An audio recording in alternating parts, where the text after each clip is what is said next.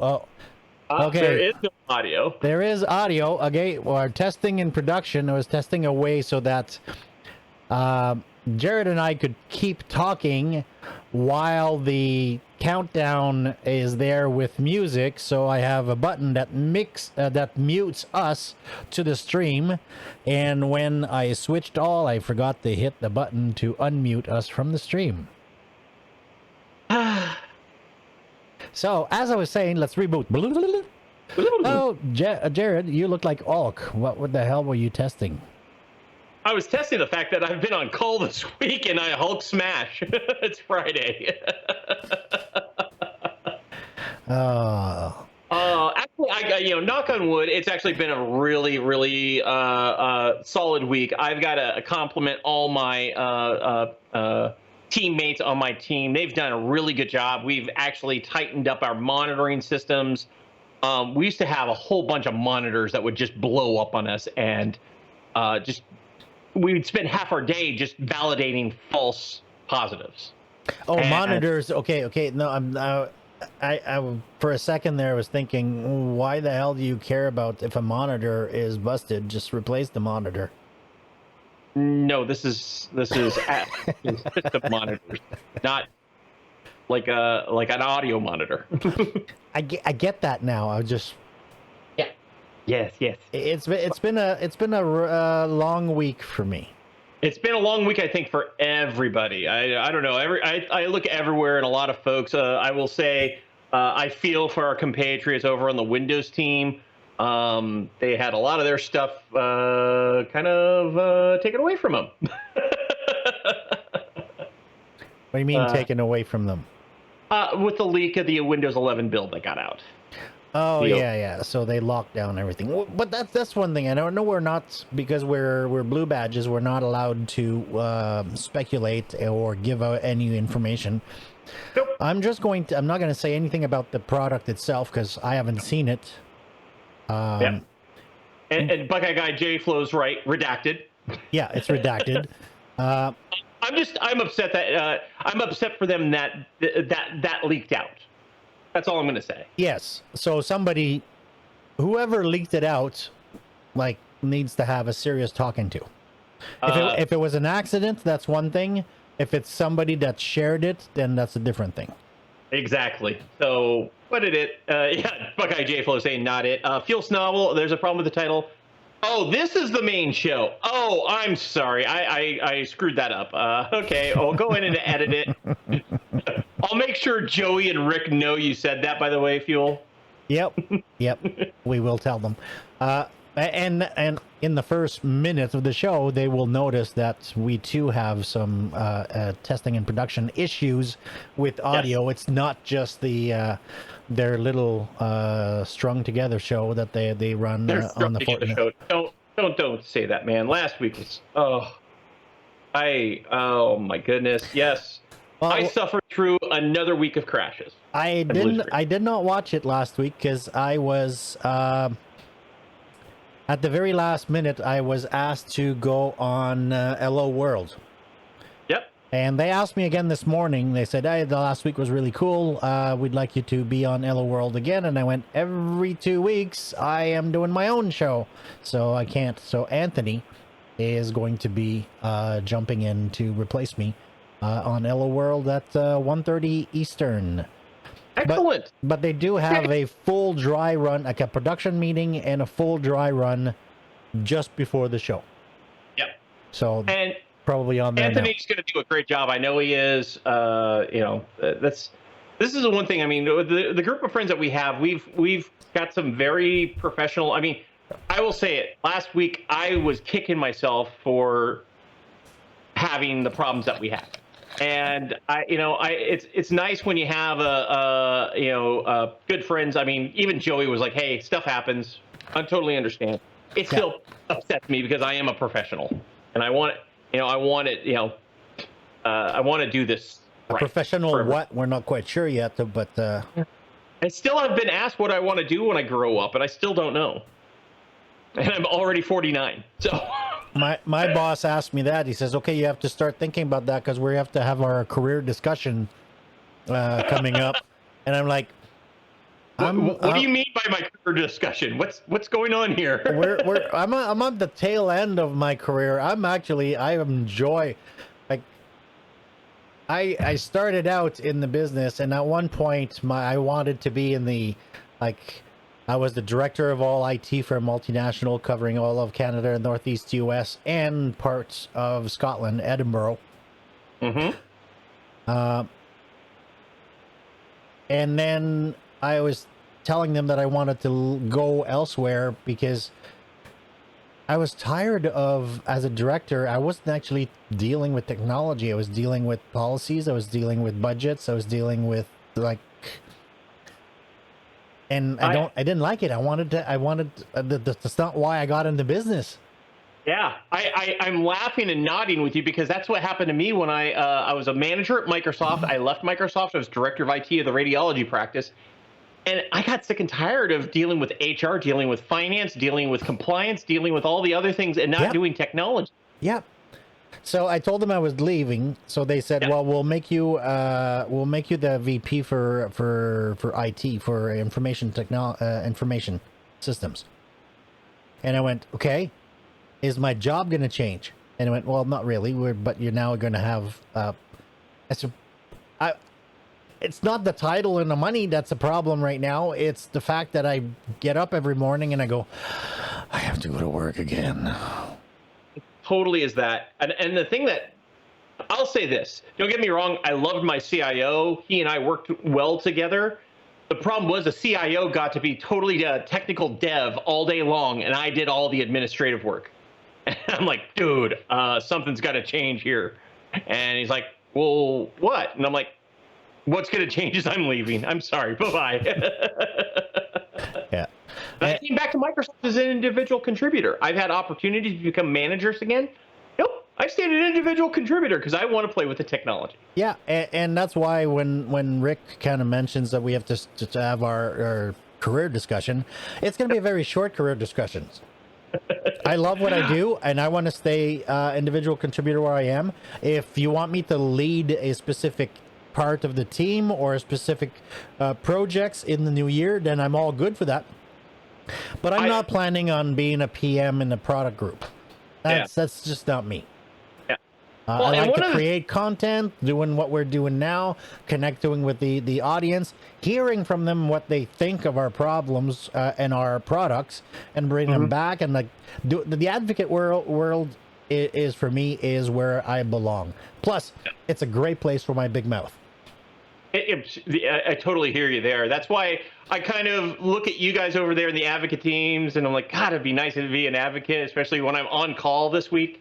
Like I said, it's been a good week. I still get the developers that are. We made a security change back in March, and people still haven't fixed their build queues to utilize the new security change. I'm like, seriously, we've sent out how many reminders and how many? No. Well, that won't change. And Buckeye J Flow says, "I'm so content to be an IC." Yeah. There's a lot of us that are that way. And TRP 8472, I know HR sucks sometimes, but they do what they can. They do what they can. They are there to protect the company for the most part. Even though they say they're there to help the employees, they're there to protect the company when it comes down to it. Yeah, and in some cases, helping the employee helps the company. Exactly. But it's if helping the employee hurts the company, they're not possibly going to be there or do as much as they could, because priority number one is who pays their bills. Hey, why don't we say a quick shout out to everybody in the chat room? We got, of course, Buckeye J Flow, one of the moderators, helping out. Thank you, Buckeye Guy J Flow. We got Absolblogin' Academy Impossible, another random IT guy. The Carbot 14 XYZ is back. Fuel Snobble, of course. It's Jeff F. I Am Curious Mauve is back. Nice to see you. Mr. TJ12, not Mr. TJ11. That's a completely different person. Completely different person. TRP 8472, you're not at your post. Please get back there. And of course, from the far reaches of the Canadas, Mr. Vizio MVP. Nice to have you all with us today. Yeah, Mr. TJ's with us because he's done school. I know. I'm a little jealous. Yeah, I wonder if his dad is going to let him game later with us. Hopefully, I got to get back gaming, man. It's been a dry spell. I need to jump into Verdansk. Season 4 dropped yesterday for Black Ops. So I was watching a whole bunch of streamers all day yesterday. I had I know I need to do the full filming and photos, but I have my Xbox TV up here.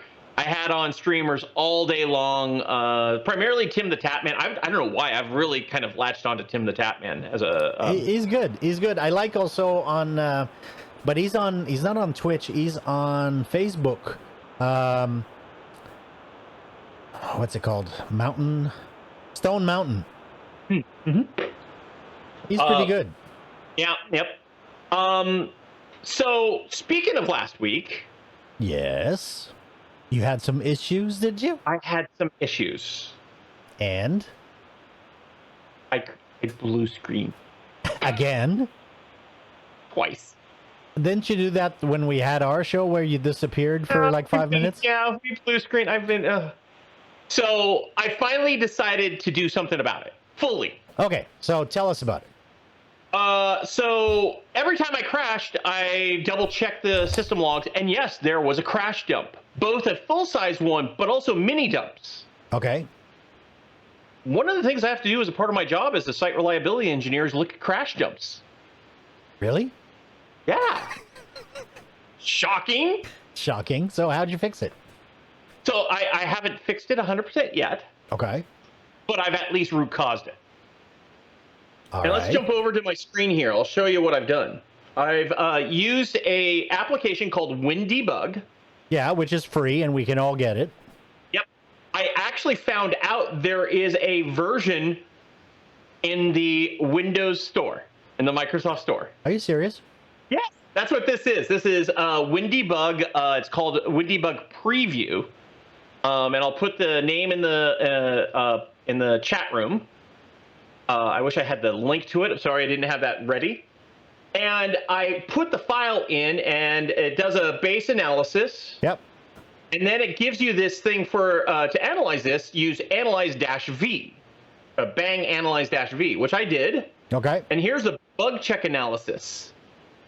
Yeah, Fuel, you don't have to download the entire SDK. That's why I found this. I'm like, oh my goodness, this is awesome. So do you have to download the all the symbols files and everything else? It does it automatically. It does everything. Because that's always been that was always the problem is, like, I never had the right symbol files loaded for whatever dumps I was analyzing. In this case, with the preview version from the Microsoft Store, it actually analyzes what symbol files it needs and tries to download them from the Microsoft symbols, or there's some generally accepted symbols library locations. Oh, okay, so that's better. Yeah, way better. So I started going through the bug check analysis, and it says memory management, a corrupt PTE has been detected. Okay. I'm like, huh? So, I went through some of these values and, bug check and a whole bunch of things. And it's been a different process file. I have all my mini dumps. So I checked every single one of them, and it was a different process every time, but it always came back module name hardware. Okay. I worked with Doghouse Systems, people. I will shout them out because this has been an awesome, another awesome engagement with their support team. I said, hey, here's the bug. I've been crashing, blue screening. Here's the bug check. The guy's like, oh, yeah, that's a bad memory module. And I'm like, do you know which one it is? He goes, no, you're going to have to do some testing. But in the meantime, we're going to ship you out a brand new all 4 memory modules. Not trying to find the one that's borked. They're like, we'll replace it all. And it's arriving today. So we know what you're doing this afternoon. Yes, Jared is replacing the memory in his desktop. On the other end, it's a lot quicker to replace memory modules than it is to say like a CPU, because you don't have to remove the cooler, remove everything, wipe the thermal compound. And oh, yes. Absolutely. You put a URL in. So I'm going to go ahead and copy what you put in. Said. Bonk. You're in timeout. You're in timeout for 20 seconds. Go to the corner. Go to your corner. Come on, go. I always use the. Okay, I don't have Andy as a folder on my machine. No, I'm just kidding. Yeah, exactly. I don't have Andy as a folder on my machine either. I sounds like I need to do that. Yeah, I need Andy. Seriously, it's nice to know that. I'm excited. I went back and looked at all my crash dumps, and every single one of them started with that corrupt PTE. Every single one. Okay, so you're getting new memory. Mm-hmm. And so once that's done, so did you have to set up something for your mini dumps to occur, or was that out of the box? Out of the box, automated. Now they dump to a folder in your C Windows directory, if I remember correctly, and Yeah. I've actually set up a process that copies them to another drive, so I don't lose them. Doesn't it overwrite if you've got two in a row? It's okay. So you can copy I have a process which copies it to another drive. No, that's the full. By the way, that's the full dump that gets overwritten every time. Okay. The minis stick around for a little while, but they do get cleaned up. Purged. So that's why I copy them off to another folder on another drive. Okay. And so this is like awesome. Does my motherboard have diags for RAM? It may, TRP 8472. I just haven't had time to run them, one, look for them, and two, run them. It's been a busy. Ever since I announced, yes, I'm going to be moving to New York for 2 months, I've been going like crazy trying to get that set up. I've been on call this week. This weekend is going to be semi-nuts as far as I need to do a little bit of rest and relaxation. Yep. But I'm also editing a ton of videos. Oh, yeah. For the podcast here. We're a little behind on that, aren't we? Yes, we are. And that's I've taken that on to get everything up till now. And then what Pierre and I are going to do is I'm going to get everything edited and drafted up into YouTube, and then we're going to go through and build the table of contents, because that just takes time to wipe through and find that. Yeah. So, but yeah, so I actually, totally forgot. Hey, I do this for a living. I can figure out what's going on. And by the way, being able to give that to the support person, like within 2 seconds, like, oh, PTE error, yeah, that's a bad memory module. We need to replace that. He didn't even have to run any of the utilities. He knew from the bug check. He's like, nope, this is just a bad memory module, and they're going to RMA it. See so many of them. Yeah.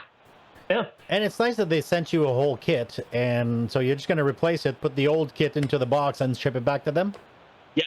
Yes, and then they're gonna RMA it back to the manufacturer, because they're like, nope, this is bad memory. Yep, that's going all the way back. and for you, did you get like 2 kits of 32s, or 2 kits? 2 kits of 6. I'm trying to remember if I get 16 or 64 or 128. This is bad. What do I have in? You're sharing the app. So now, while we're testing in production, when you're sharing in the app and you bring another app on top of it, it just makes a black box for me to ship. I know. If you want to go ahead and go off of the WinDbg, we're done showing off the WinDbg. So. Okay. But yes, it's the oops. No, it's fine. Because I need to share that one next. I hope that doesn't screw up this shot. Okay, it doesn't. Excellent. Nope, we're good. You're not all kit. Yep. So for me, though, I didn't even think at the time, oh my God, let's run these mini dumps through a WinDbg. And I didn't want to install the whole SDK. Like you said, that's just like, when I was doing some searches through, like a Stack Overflow, a couple other places online, and somebody mentioned, hey, there's this preview version of WinDbg in the Microsoft Store, and it'll download the symbols that you need. I was like, duh! And I went and grabbed it, and oh my goodness, it's... Oh. I have to admit, the last time I looked at WinDbg, I was getting lots of blue screens, and I did, after a while, somebody mentioned it, and that was probably over a year ago. It turned out to be a security module. And I'm like, okay, interesting. Security module, what the hell is that? And it turned out to be... see if it focuses. Yeah, this little thing. What the heck is that? This is a TPM module for an Asus motherboard. Oh my goodness! So the TPM was bad. Yeah, so you can't see it because I'm too far from the camera, and I'll show you in a bit why my camera is now too far from me. But if you look at it, there's a little capacitor on the top there, and it's burnt. Like I can actually see copper through it. So it burnt. So I called the Asus, and they said, yeah. They said, we'll ship you another one, and they said you have to ship. No, they said we'll send you another one once you ship us the one that's busted, but you have to pay for shipping. Yeah. So I went to Newegg, and the new one was $14, and the shipping was $20. So I just said screw it, and I've just bought a new one. So I still have the old one. Yeah. I don't know why I keep it. It's like a trophy of dead hardware. So I guess my only question is, did you have to do a TPS report for the TPM chip? No, but that would be great. For those who get that reference. Yes. Yeah. Okay. Let's talk about. Let's take a page out of ye old Patch and Switch, since we're on their channel and totally took it over here a little bit. Yep. Let's talk about some random spending. I hear you're doing a whole bunch of random spending. I am, or I have done the spending. Now I'm doing. Now I'm doing the receiving, and pretty much I'm going to be doing the updating. Because, and here, see if you guys can see my loot. Holy cow! Look at all that. So, wow. In the past little while, well, for the past 20 years in this house, I've had the same wiring closet, and I have patched and repatched and changed the modems, and I went from coax to copper to fiber, so all these wires are kind of hanging from I never removed the coax and the twisted pair for the copper for the DSL line is still there, and there's crap everywhere on that wall. And last week, because I had problems with my TV, a technician came in and he said, okay, so I have to put in a repeater for the, like our 5 TV has got, all my TV receivers are wireless. So you can put them anywhere. You can put them in the middle of the backyard if you want. Cool. But because the main box is in the basement, upstairs, the 2 TVs upstairs were like pixelating and freezing and buffering a lot. So he said, I got to put a repeater upstairs. He says, do you have a jack that's open? I said, yeah, I've got at least 3 that are open. But now in that pile of wires, trying to figure out which port was which, turned out to be eventful. Oh. Because we were unplugging things, and then we unplugged the wrong things, and then stuff stopped working, and so I decided, screw it, I am ripping everything off the wall and starting from scratch. Hence the 4U rack panel. Nice. Then I'm looking at, say, I've got 2 small switches in my rack right now, or one's on the rack, one's on the shelf. One's a small gigabit switch, the other one is a larger 10100 switch because it's old. So I've got some stuff plugged into one, some stuff plugged into the other, and like I want to simplify that. I've got a power bar plugged into a power bar because I've got so many things that need power in that corner. I want to simplify all of that. So I'm getting rid of both switches and going with the Ubiquity. And that one is the 16 port, but it's PoE plus on all the ports. Oh, nice. Nice. So that my access points, I can get rid of the power injectors, which means I get rid of at least 2 plugs in my power bar. Now, if you see that little box with the red top, yes, those are PoE ATs for my existing Raspberry Pis.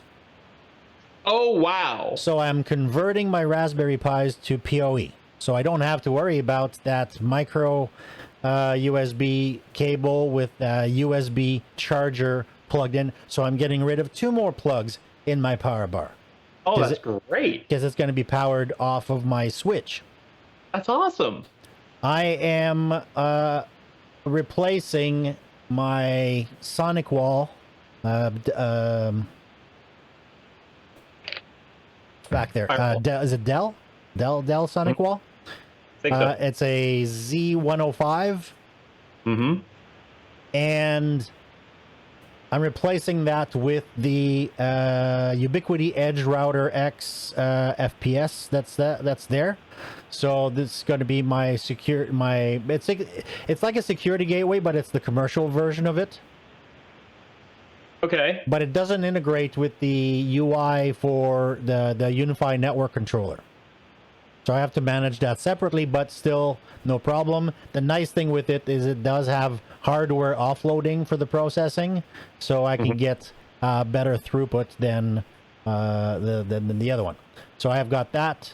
And also, at some point, if I want to have fiber directly to it, it does have the SFP port directly built into it. Yeah, that's awesome. If you're in an area where they are going to start offering that direct fiber, not to have some sort of modem device between the fiber and the Ethernet. Well, right now I can go straight to fiber, but I called them and I said, listen, I want to bypass your modem for, but I still want to keep my 4K TV. Mm-hmm. And they said, well, you can either have one or the other, but currently you can't have both. Okay. So I guess I'm just going to put my system into what they call the advanced DMZ mode, which is their equivalent of a bridge mode, where the MAC address and the IP address public facing of the Bell modem gets assigned to my Ubiquiti Edge router. Got it. Yep. So. Yep. Or it's spoofing it, basically. Yeah. Yeah, it's more of a spoof than a real bridge. Yep. Yep. Totally get that. And I should invest in an APC UPS? Yes, but my... How can I put this delicately, especially since she's at home and she might overhear me? My finance manager... Hold on a second. Everybody get ready to clip this. Go ahead. My finance manager has shut down the budget. That's the best way I can put it. Yep. And I'm guessing your fiscal year doesn't end in June 30th like it does here at work. I don't have... It's a fiscal decade. She remembers what I bought 2 years ago and said, well, you bought a Switch 3 years ago. Why do you need a new one? Because that 10100 was like cutting edge technology when I got it. Yes, that was more than 3 years ago, buddy. Just gotta say that. I know, but the gigabit switch that I have, I added that like about 3-4 years ago, and of course I just went to the local computer store and I said I need a gigabit switch, and they said how many ports do you need? I don't know. So I just got the little 4-port one. But I'm tired of nickel and diming all these. That's why I went with the Ubiquiti one. Yeah, no problem. What else is there? Oh, yeah, and a Cat 6E patch panel to replace the one that's there. And I invested into a tone generator and probe so I can actually find the damn wires without having to plug and unplug stuff into them. That's a smart thing, too. A quick shout out. We just got joined in the stream here by Mr. Richard Campbell. Mr. Campbell. How joining are us you, from sir? the Western Canadas. From the Westerns. I wonder, what are you cooking these days? Richard's always got some good barbecue stories. I honestly have to stop following his feed sometimes because I just salivate too much. I have 6 racks on the counter right now that I have rubbed at 5:30 this morning that are going onto the smoker at after this show, right after this show. Remember, we're an 18 and over. I don't want to hear about what you're rubbing at 5:30 in the morning. I was rubbing pork ribs. Okay. Get your mind out of the gutter. What are you talking about? You live right next door to me in the gutter. They're back ribs, Mr. Campbell. And he's doing beer can chicken tonight. Ooh. Excellent. Fun. Another random IT guy wants to know what Mr. Campbell's drinking. I actually, by the way, am planning to drink a lovely scotch I got from Mr. Art Hogarth from Arizona. It's a lovely, it's an American whiskey, but it's built on a Scotch recipe. So. Yeah, so Richards is saying that a pandemic has restricted access to his whiskey. Last weekend, for those who don't know, my father-in-law passed away, so I had to go and take care of a whole bunch of stuff. And while I was there, of course, when one evening we needed a drink, so I went by the local liquor store. And funny enough, I walk in there and they've got a bottle of small batched, hand bottled, single cask. Is it Elijah Wood? Elijah Craig. Sorry. Elijah Craig, yeah. Elijah Craig. And I'm thinking in this small town, like the hand bottled, small batch, single casket Elijah Craig, and I went, so I grabbed that and I bought that, and on my way to the to pay for it, I walked by the cabinet, and they had a bottle of the small batch, handcrafted Four Roses special edition,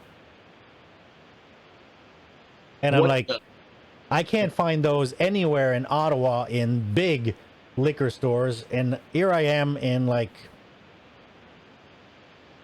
I am in like, the middle wow. of nowhere, and walk into the little, like the grocery store that is also the liquor store and the beer store, and they've got the post office too? It probably does. I didn't check, but it probably does. So I bought. Sounds like a lot of places bottles. in Montana. So that's what I'm planning to sample with my ribs tonight, is some good American bourbon. There you go. Mr. Campbell asked if you should ask if there was some Pappy behind the counter. I've had Pappy once. I was in Vegas, and I just for fun, I asked the waitress if they had it. They went, of course. So I had a shot. Mm-hmm. It's like $300 a shot, though, but crap. Yeah. And it was good. But I think because of the lore of the Pappy Van Winkle, I was expecting more. Interesting. And considering the price of that bottle, if I found one, and I looked at the Elijah Craig or the Four Roses or even an Eagle Rare or Blanton's, which I can't find here, I think I would go with the Blanton's over the Pappy. Yeah. They're personal choices, I guess. Yep. True enough. Well, you did a little bit of random spending. I've done a little bit of random spending myself. You have? I have. On top of the memory showing up to fix my desktop, I have another device showing up today. You do? I do. What do you have? Unfortunately, I was hoping it was going to show up yesterday, but it didn't, darn it.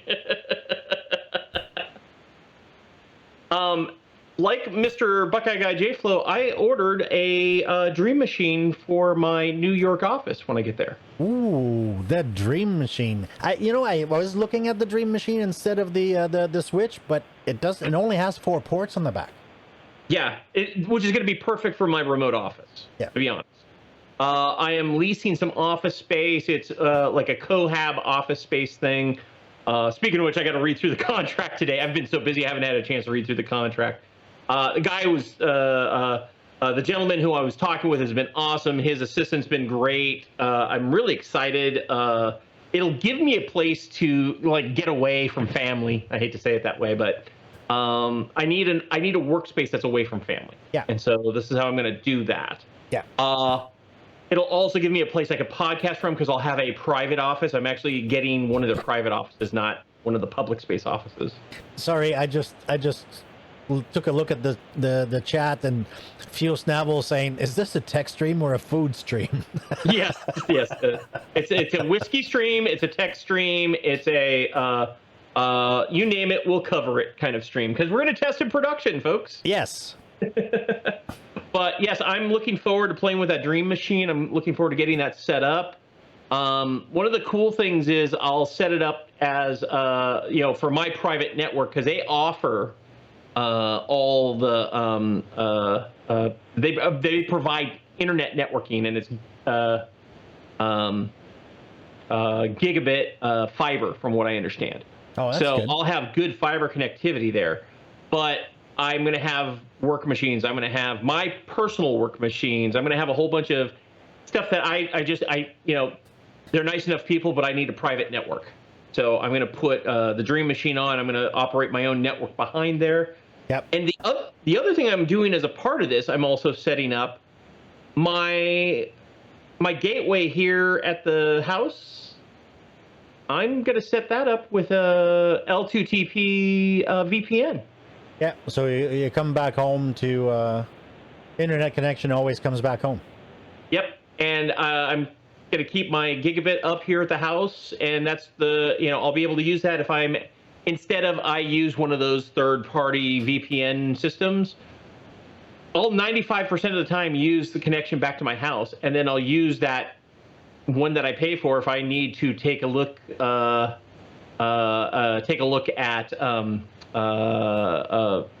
something based off another location, another country. Richard's saying he can't use a Dream Machine here. He's got 3 internet connections. Aha. Isn't there? I thought I saw something. I don't know if it's Ubiquity though, but it's. I saw a box where you get, I think it was up to 4 different WAN, and then it did the aggregation, so it would split your traffic up across the 3 or the 4. But if one went down, it basically would adjust. So I don't know if that's if Richard has looked into that. I don't know if he's looked into that either. He has a TP link with 4 WAN ports. There you go. There you go. That's how you do it. TP link with 4 WAN ports. Okay, and it won't. Oh, that's right. But you could put the Dream Machine on the inside of the TP link. Good, but. Okay. Knowing Mr. Campbell, he's going to have a pretty good configuration there. Yep. So, going back to the show, because it's already 12:30. Yeah, I was just going to say, we're 40 minutes in. It's about time we start it feels like patch and switch. 40 minutes in, we actually start the show. Well, no, but we did look at what you were testing in production, testing for your WinDbg, so that was good. True. So let's talk about. There's another thing that happened this week. A lot of updates came out, especially in the streaming world. Yes. OBS 27 came out. I think it actually came out last week, but I installed it this week. Right. And on your end, I think there was also another one for the StreamDeck OS StreamDeck software. V5, brand new version, offering a lot more to it. So we thought we'd talk a little bit about what we're seeing in these updates, especially for folks that are doing some streaming and utilize these kind of systems. So why don't we jump into the OBS updates first? Oh, okay. So let me switch that to my desktop. Oh, and right now you probably see one part of my update or spending is I got a new teleprompter, so that was good. Oh, nice. Yeah. The update on OBS hasn't really changed much from what I could see. One thing that is absolutely fantastic is undo. How many times have you changed, like by accident, because of all the overlays and everything, you actually move the wrong one? Yes. Yeah. And then you have to remember, like, to move it back pixel by pixel until it lines up perfectly with the one that you were supposed to move in the first place. Mm-hmm. Now you could just Control Z and undo it. Thank goodness. You can do that with pretty much everything. There's still a few things where undo doesn't quite work. Fuel Snavel says undo is hard to implement, is a common excuse. It was one of the most requested new feature on their site or on their forum. So that is, just by itself, is worth the upgrade.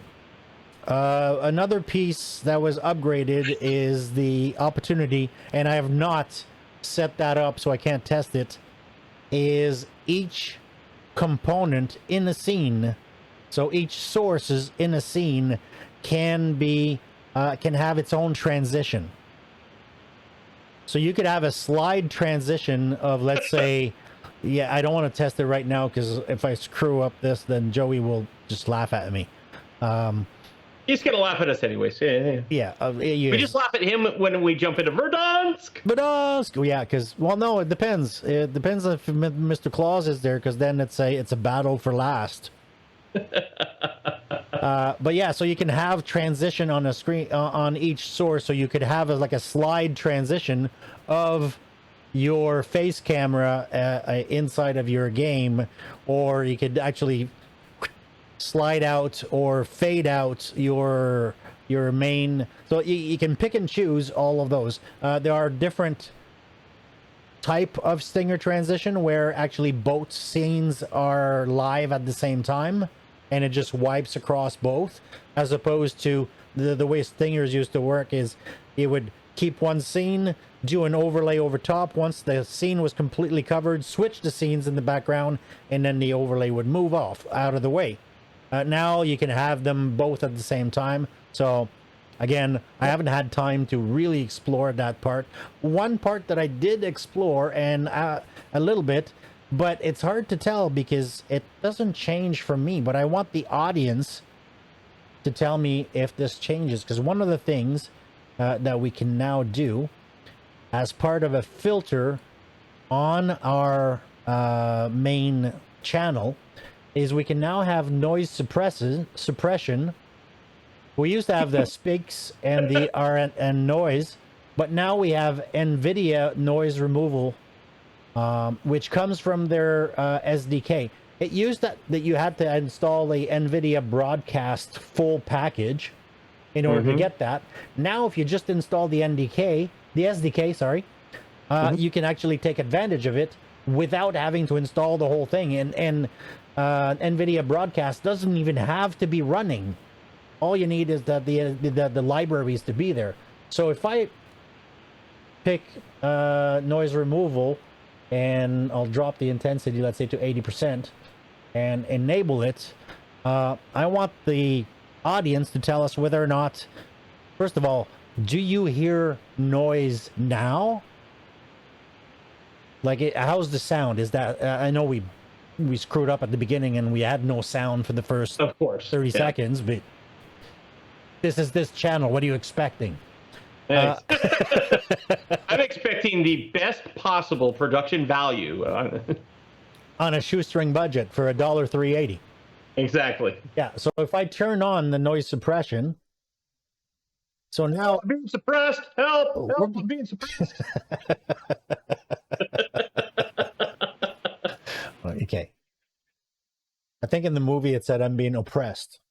Oh, okay. Not suppressed. Whatever. So Mr. Campbell says no hiss. So was there a difference between prior or after? Because I can't hear it because I'm monitoring this side of the broadcast, not the outside of the broadcast. Better one, better two. So better one, better two. Richard says, "Oh yeah, no hiss." Scott Metzel says, "Oh, that's quite nice." Come see in the violent inherent in the system. I don't get that. Substantial differences with the filter on. Oh, so that's good. So here we tested in production. So the filter, and I had not tried, like, it's hard to tell. So if I turn it back off, now we'll see if there was if it comes back down. So you let me know if that works. So the NVIDIA actually uses the GPU to filter out the noise. Yeah, now the noise is very apparent. Okay, so I'm going to leave it turned on. Thank you for telling me. And actually, this is something that you and I talked about earlier, is because at the beginning when we were trying, I could hear a hiss coming from you, and we were looking at the noise gate settings on your end, and the noise gate setting on my end. And one thing with the OBS is that now, as a audio filter or option, instead of a noise gate, they now also have the expander option. And the expander option has two presets, expander and gate. So what it does instead, or the way it does it differently than a gate, is a gate, when your sound drops below a certain level that you set, it actually, it's pretty much like it turns off the source until it hears, until the levels come back up, and then it turns it back on again. So that's where your attenuation and your settings come off. The expander doesn't actually cut it off, it just levels it. So it's apparently a smoother way than doing a gate. And I can't set it now because I have a hardware gate on my end, so it's not going to make any difference because I've already got the gate on my hardware that's cutting it. But for somebody who's got just like a USB mics or other types of mics that the hardware, maybe your sound interface doesn't have the noise gate and the de-esser as part of the hardware part, you can actually use now the expander instead of a noise gate to get a slightly better end result than the gate. The gates will still run because in OBS you still have the noise gate, but it's apparently just a bit smoother. So just wanted to call that out. And we tested it, and I'm thank you for the audience and letting me know that I need to use or leave the noise suppression on. Yep. I'm going to be adding that to Patch and Switch in my own streaming stuff. So that's awesome to know. So we've tested a production and we've gotten success. That's right. Do you still have your sound sources in every scene on your end for Patch and Switch? I do. Okay. I've migrated away from that, where now I go to settings and under my audio, I just put my broadcast stream directly as my mic and auxiliary. So that way, those levels and those filters, I don't have to reapply them in every scene. Got it. I do it once, and then it goes wherever scene I'm in. The settings, if I go back here and check out the filters, they're exactly there. So my levels never change. Scott Messel's asking, is there a CPU hit when enabling it through OBS? Have you seen that? The NVIDIA one, no, because there is it's using the GPU, not the CPU. For the gate and the expander, I have not noticed it, but I have a fairly beefy machine with a Ryzen 9 3900X, I think. So I've got lots and lots of headroom in terms of CPU, but I am planning on trying it on my other machine, which is over there. And it has a it's a Ryzen 5, and my old GPU, which is a GTX 1600. But while I'm there too, I wanted to, again, because this is testing in production, because we just turned that on like 5 minutes before the show, to use a webcam or any camera on another machine. What they used to do, Jared, used to run OBS on that machine and send the... Yeah, you had to install OBS and do a whole bunch of extra stuff, and Not anymore. Really? Because New Tech, which is the company that makes NDI, has a new tool called NewTek Connect. And if I turn it on, it allows me to set up as a video source anything that's connected locally. Oh, interesting. There you go. So now I picked up my cam link, and it converts that. So if it was a USB webcam, it would convert that USB webcam into an NDI signal that I can now pick up on any other machine on my network. So it's very light. I don't have to run OBS. It doesn't need a GPU to be running. So I guess I could be running this on that's my next test, is to if I can run this on a mini PC or even a Raspberry Pi, or something with integrated video stack. Yes. Yeah. So because it doesn't have a GPU, so I don't need it for OBS. It just picks it up, does the conversion to NDI, and sends it off the wire. I need to help you through this, because I would love something that did a lot more with my NUC.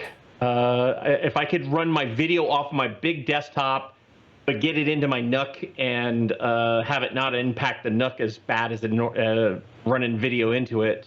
Yeah. Currently, I'm switching my video and audio via a USB 3 switch between the two computers. Yeah, it works, but I don't like it.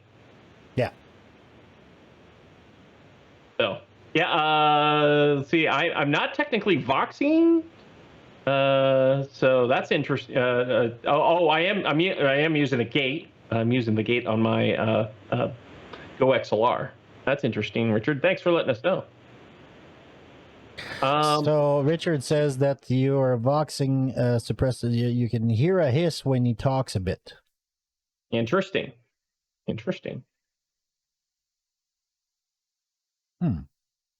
Yeah, we'll have to play with that. Yep. Well, this is what this show is about, is trying stuff out so that you guys can learn from our many mistakes. Exactly. Way too many mistakes. That kind of comes back to what the logo of this channel is about. A bullseye, a target with none of the arrows hitting the bullseye.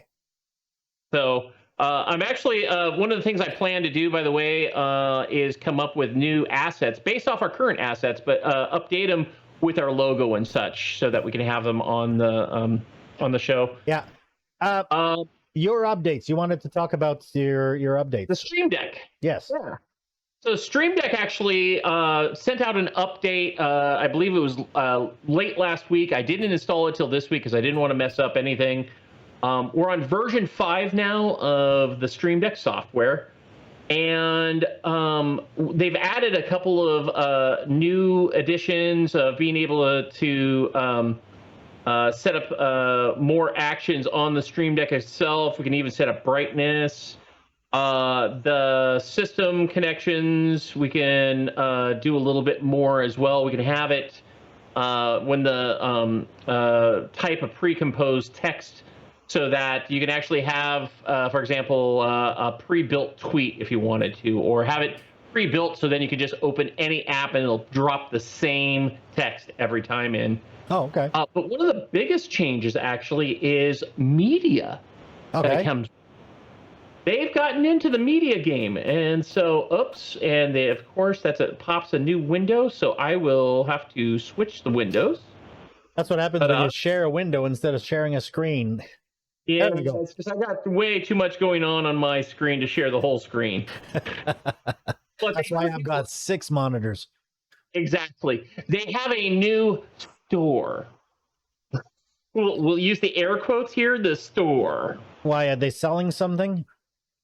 They may try to in the future, but for example, you can get a whole bunch of new icons that can set up if you want to have specific icons on how you want it to look. From what I understand, the icons are also going to be able to be animated. Oh, that's cool. Yeah. The bigger thing, though, is they now have these 2 items, a music library and a sound effect library. Really? Everything available in their store here is available and licensed from Stream. License, you just got me off kilter there. So yeah, there you go. You get the single-handed clap. The slow clap. Yeah, the slow clap. That one I did myself, by the way. So, but these are some sound effects.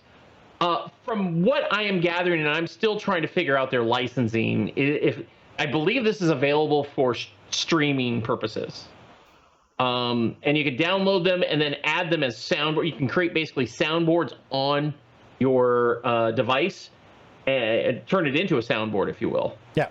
And they do let you preview it. Yes.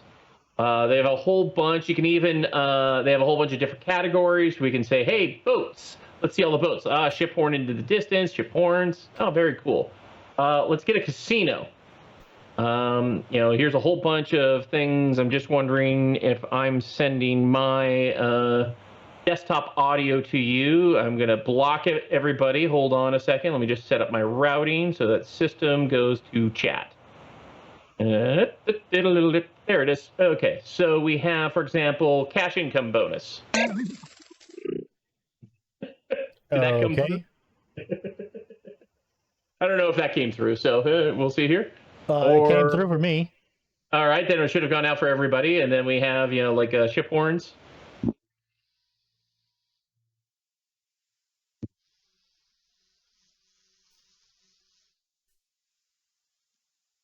Okay, sorry. That's a little dramatic. I have one horn that Joey has told me I am no longer allowed to use. Because apparently you have to be the certified DJ to use. Oh, that one, of course. Yes. No, that one didn't come through. Okay. Don't know which one, if it was Pierre's or mine. Here's a. Oh, okay. Yeah, little magic stuff. A little magic sprinkle there. Yep, exactly. So, I heard the horn just for a nanosecond. Okay, it might have clipped out. Who knows? That's possible. So they have just tons of sound effects that you can download, which is great. So you don't have to pillage and plunder the internet or YouTube and clip MP3s. Yeah. Now, the big thing here, obviously, as we talked about a couple episodes ago, is dive in, check their licensing. Yeah. Understand what it's licensed for. Yeah. And know if it's for streaming only, great. Use it for streaming. Don't use it for any recorded videos. Now, the problem gets in when you record your stream. So you may want to double check all your licensing. They may allow for recorded streams. Okay, cool. Which is the problem. We did discuss that last time, but that was the problem that we had with that that company that we used the music from. Is we had rights for streaming, but we did not have rights for video on demand, so they muted it for our VOD. Exactly. And you I mean, they.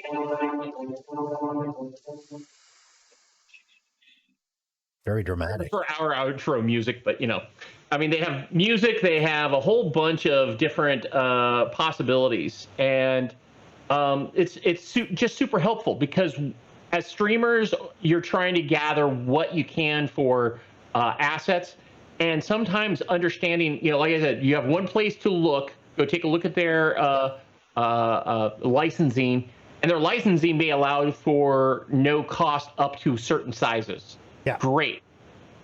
I think we mentioned the music that I'm using for both my personal podcast stuff and for testing and production. It's allowed without even giving them acknowledgement, but we're still giving them acknowledgement in our. But you paid for that one, though. Yes, I paid for it, but I don't have to acknowledge them until a project costs more than $100,000. Which with this channel is now going to happen because $1.83. Let's make it happen. We got to make it happen. $3.80 per episode. It's going to take a while. It is. So we'll just jump back here. So let's see here. Did that? Yep, there it is. So you can go through. You can do some more things. One of the other things that you may have seen there is it's a lot easier to add in these The plugins. Yeah. plugins. GoXLR is still a external plugin, so that kind of sucks that it's still external. But it's still I'm going through and I'm actually what it feels now will say, if you have 15 viewers, I think at least we bring in 5,000 in ad revenue each for you. Yeah, not really. Yeah, no. But if you subscribe, the proceeds all go to where are they going? To the kids, and we're gonna F cancer. Yeah, because that's what we're doing. that's right. But as far as us seeing that money, no. Thanks, Joey. Well, we had that discussion with the IT Ops Talk video YouTube channel, because we're at the point now where we could monetize it, but it's a work thing, so we don't want to. Yeah, no, it's and I like how we're doing it with Patch and Switch. To be honest, how we're doing it. We want to. We've been, all three of us have been super busy. We're trying to get back together and get it going again, so that we can. All the money is going to be proceeded to. Did you read Fuel's novels? Yeah, he's going full-time streamer. Yeah. I hope you can. Yeah, I hope you like craft dinner and dry rice. Exactly. But we want to do it for charity reasons. It's not for us to make money. Yeah. So. All right. Anything else? That's the StreamDeck update. There wasn't much to it other than that. That was huge. I mean, there's a lot of stability things. Like I said, unfortunately, I will admit that I was looking for the change log and I couldn't find it, and that could be was blind and couldn't see it. But to me, it's one of those things where it made it easier to get the music and get some sound effects. So for when you're starting and you don't actually have a subscription anywhere that you can use, and you're not going to get dinged. So that makes it a huge issue. For everything else, I almost want it to be invisible. Yeah. Because I don't want it to get in the way. I don't want it to become too complicated. I've got it set up the way I like. And I'm of course, I'm not using this to do a lot of hotkeys and macros. I do use the one on my iPad that I showed, I think, about 3 episodes ago. Yep. Where I got a lot more control over what each button does, in terms of with logic and if then and do this and do that, and if does that, then go change that other button to do this, which is a lot more control than StreamDeck. As far as StreamDeck is concerned, I set my scene, I set what it needed to do, and then I want it to disappear. So as long as it's stable and I've got access to the stuff I need, I'm happy as a. I was going to say something, but now I'm going to realize that I'm streaming. Yep.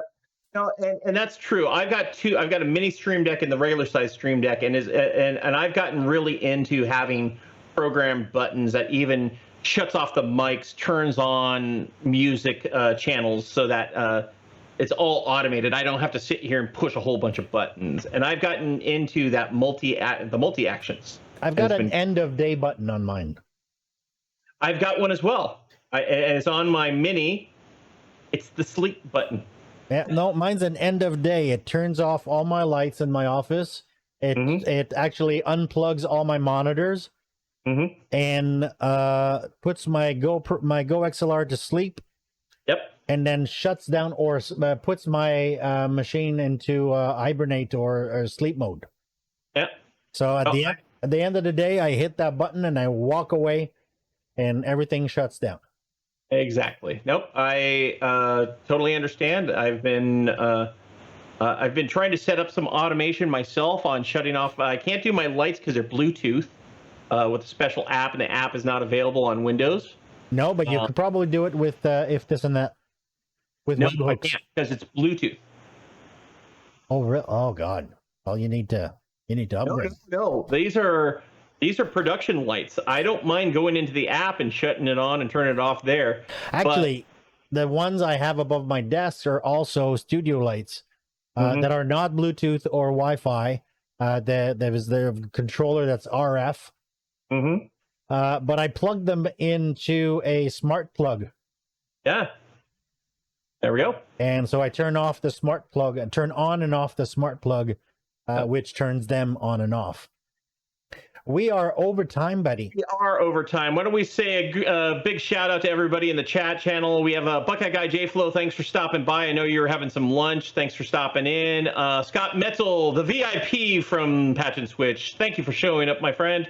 Absolutely, Academy Impossible, A10, the Carbot 14, XYZ, Commander Root. All the bots are in today. That's great to see the bots are showing up. Bots are here. Exchange SME, thanks for showing up. I know you've been probably having a fun year, I'm guessing.